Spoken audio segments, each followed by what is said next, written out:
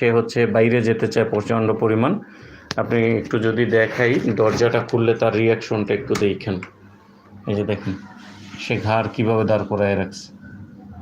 এই যে সে পারলে বাইরে চলে যায়, একাই চলে যায়। দেখেন অবস্থাটা একটু।